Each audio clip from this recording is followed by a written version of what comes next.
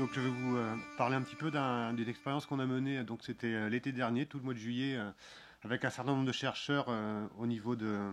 Donc c'est New Alesund. Voilà.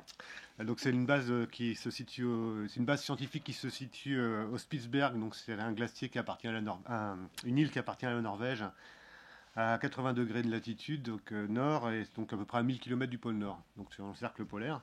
Donc c'est un des endroits les plus au nord habités, notamment, enfin c'est le seul où il y a une base scientifique digne de ce nom, où on peut avoir de l'hébergement et voire même la fibre optique pour communiquer. Donc dû au fait qu'il y a une horloge atomique là-bas, donc ils ont ajouté une fibre.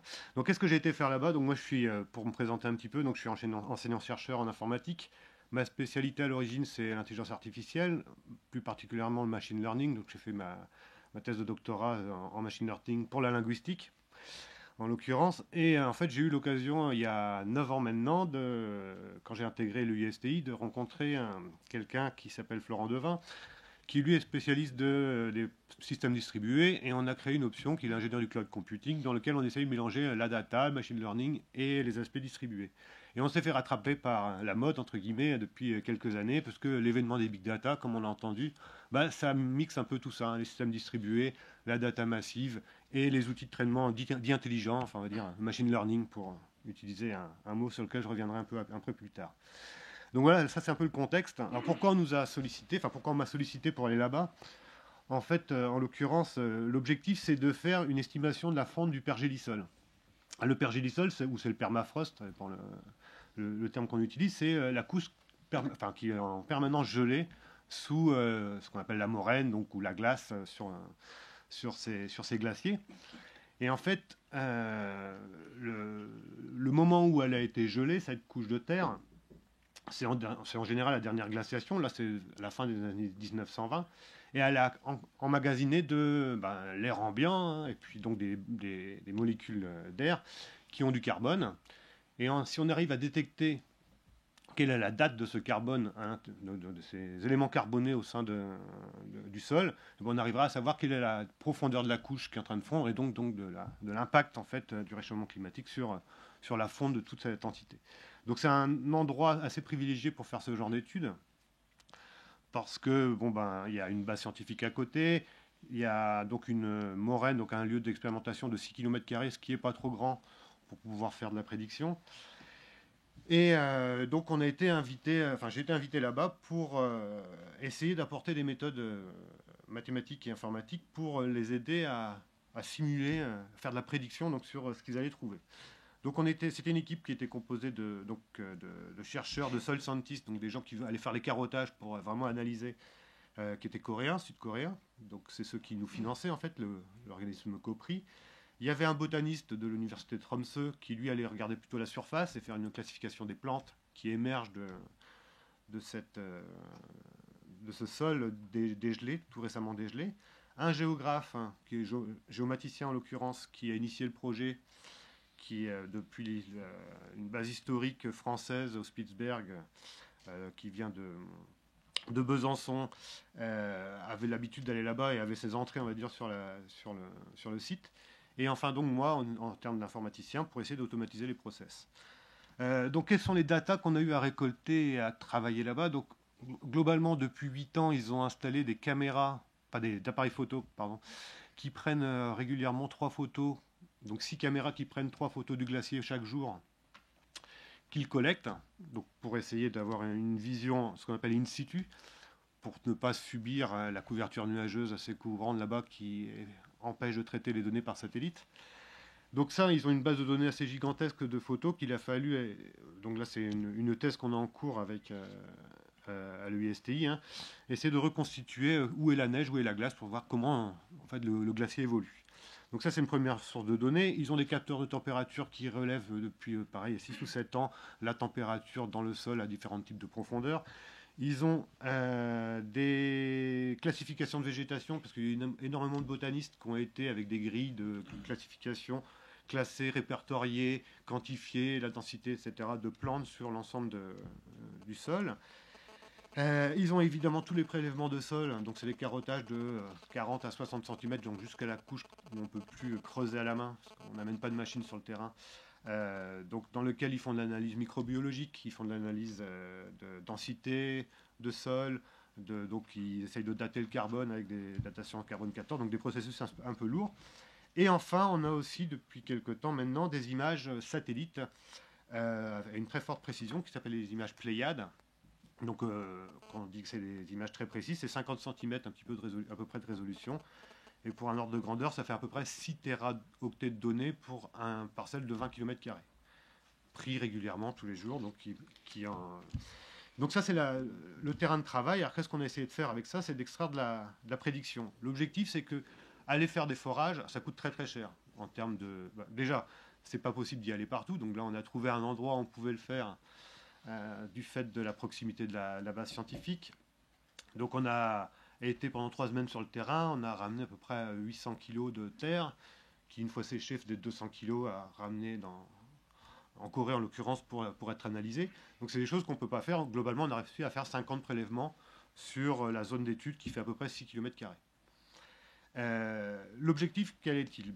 En fait, on va essayer de trouver des corrélations. Donc ces corrélations, c'est en fonction de tous les autres capteurs qui sont beaucoup plus faciles à acquérir, les autres données, à savoir les images satellites, les images in situ, les relevés de température, enfin celles qui se font de manière assez automatique, c'est de trouver des corrélations en créant des processus de machine learning qui vont essayer de réussir à prédire ce qu'on va trouver dans le sol, hein, qui nous permettent donc qui permet ensuite aux scientifiques de vraiment mesurer l'impact du réchauffement climatique par rapport à la dose d'éléments carbonés qu'on trouve dans le sol, en fonction de paramètres extérieurs tels que la pente qu'on arrive à obtenir avec les images satellites, l'orientation au vent, les températures, la dynamique de fonte du glacier, etc.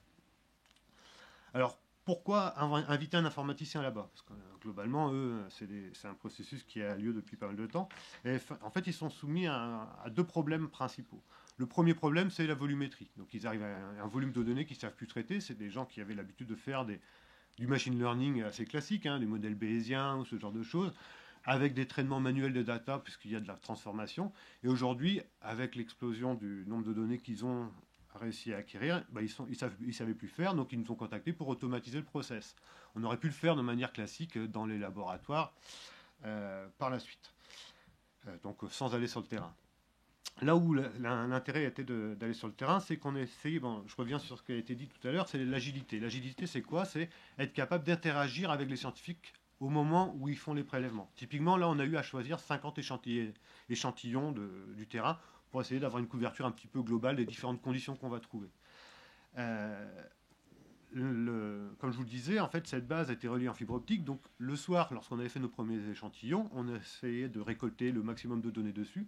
Et on pouvait commencer à essayer de construire des modèles prédictifs directement en envoyant les données sur nos serveurs, qui étaient à Pau en l'occurrence, qui essayaient de faire une prédiction de quels sont les différents endroits par rapport à l'ensemble des données satellites, les données déjà récoltées, les modèles existants, où il serait bien d'aller rechercher le lendemain pour avoir quelque chose d'un petit peu varié.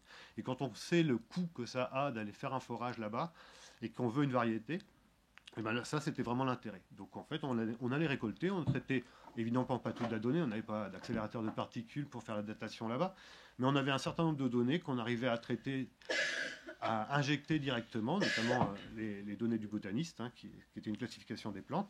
On les injectait dans le modèle et le lendemain, on avait une cartographie de là où fallait. On avait plus de chances de retrouver des choses un petit peu intéressantes le lendemain. Donc ça, on a fait ça pendant 3 semaines.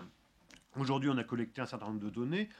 Plein d'autres données sont encore en traitement dans les différents laboratoires. Et on va on a mis en place une plateforme où on a tous les algorithmes de machine learning classiques. Donc, en l'occurrence, on travaille avec Spark sur la technologie Hadoop.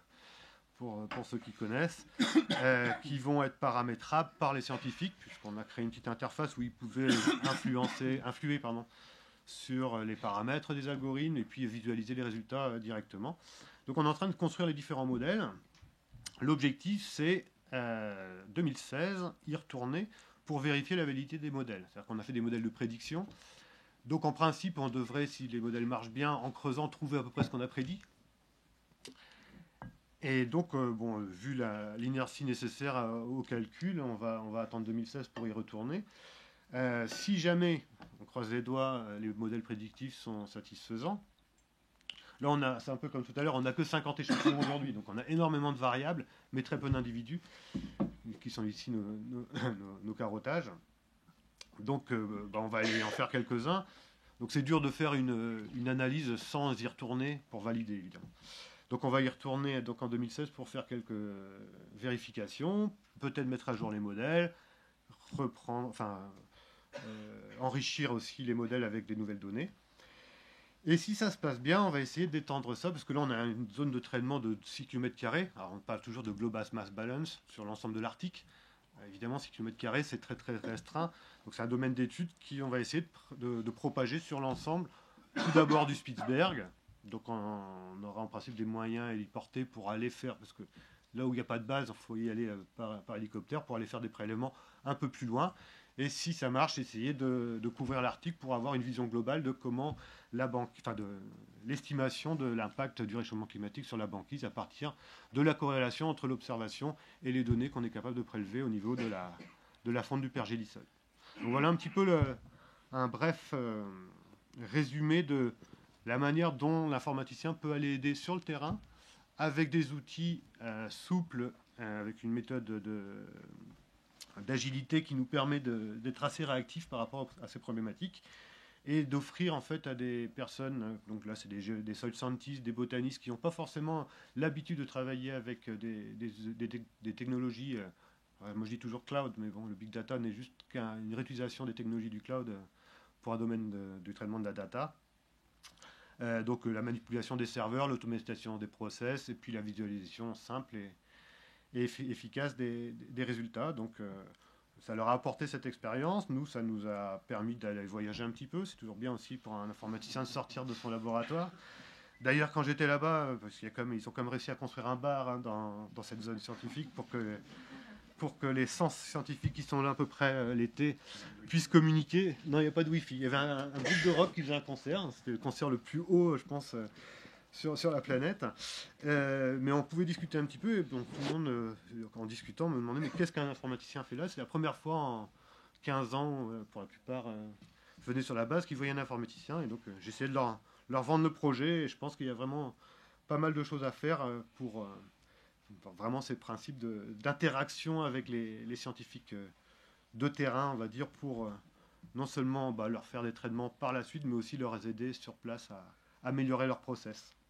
Donc, première transformation du big data, mettre les informaticiens sur la banquise. Ouais, c'est pas sur la paille, c'est déjà ça, mais ça suffit.